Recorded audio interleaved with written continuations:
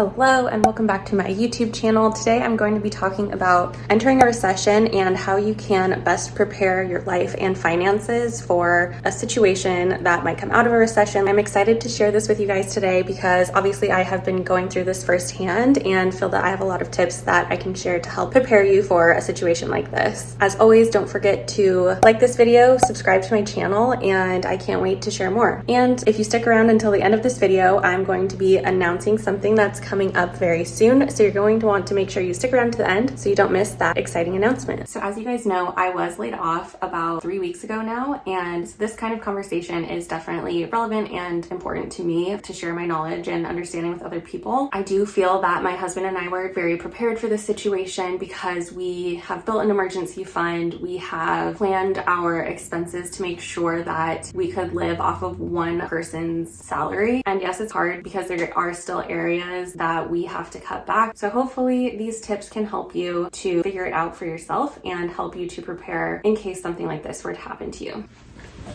Okay, so my first tip, and this is definitely the most important one, is to make sure that you have a budget that you clearly understand. If we're entering a recession and let's say you get laid off, you need to clearly understand where all of your money is going each month to make sure that you can afford life at different levels of income. I started out by making a list of all of the expenses I could think of, things like your mortgage or your rent, your car payment, car insurance, gym membership. You want to list out every single expense like that and calculate how much you're spending on each of those things. Every month you're going to have these fixed costs that you already know exist. Then you have variable costs like your groceries, your spending habits, things like that. So this is the spreadsheet that I made for me and my husband so that we could clearly understand exactly how much we could afford each month for our house, for our car, how much we could have left over to save. And then I actually backed into our amount that we could have for spending. At the end of the day, the most important thing here is to just have a really solid grasp on your expenses. Okay, so my second tip, and I think this should be an obvious one, is to build an emergency fund. If you don't already have one, your emergency fund should be at least 3 months worth of living expenses. So again, once you've taken what we said in tip number 1, figured out your monthly expenses, your bare minimum for living, multiply that number by 3 months to get your kind of 3-month emergency savings. I would actually recommend having at least 6 months of an emergency fund built up. If you can get to like a year, even better. You know, baby steps, start with 1 month's worth of savings, then shoot for 3 months, and then once you've hit your 3 months, target 6 months and start just building it up over time. So for my third tip today, I am recommending you come up with other sources of income. Look, you have to remember, you're working for a company, you are always going to be disposable to that company. I think it's just personal insurance to come up with other sources of income. So for me and my husband, we do Rover on the side. That's a source of income for us. It's not super substantial, but it can be several $100s a month that can help pay for things like groceries, which can really help in a recession. Let me know if it would be of interest to create a whole video on different income stream ideas. Having side hustles and building those up while you're working for another company just kind of helps ensure that if you do get laid off, you still have other sources of income that can support you through the difficult time. Okay, tip number 4. So this one is a hard one, but if you have any debt, do everything you can to reduce that debt. If you have credit card debt, do everything in your power to pay it off, because during a recession, things happen like increased interest rates, or, you know, again, if you got laid off, you may have to prioritize paying rent, paying your mortgage over paying your credit card. I think it's super important to reduce debts as much as you can while you do still have a job. Okay, tip number 5. So a lot of people may not talk about this one, but I think it's super important to say that you should not pull out of your investments. My husband and I have multiple investment accounts, both with our 401ks, but also personally, we invest in the stock market through Robinhood, which I link below, have a free stock for you if you're interested in joining Robinhood. Actually, during a recession can be a really great time to get invested in the stock market because prices are really low. I do have several other videos on my YouTube channel talking about investing, why it's important, and how to do it if you are a beginner. Those were also like 2 years old, so if it would be of interest for me to make a new video on how to invest, getting started on Robinhood, my recommendations in 2023, let me know. I would be more than happy to put that together. Essentially, during a recession, you are getting stocks at a discounted rate, so there's no better time to start investing in the stock market if you haven't, or double down on your investments. So while we're on the topic of investing, my tip number 6 is to diversify your portfolio. The best way you can do this and kind of reduce your risk is to invest in bonds. Bonds tend to be a lot more stable during a recession, whereas the stock market might be very volatile, and that can cause some people a lot of stress during a recession. So if you want to diversify your portfolio, invest in other things, you can also invest in oil, gold, wheat, maybe real estate.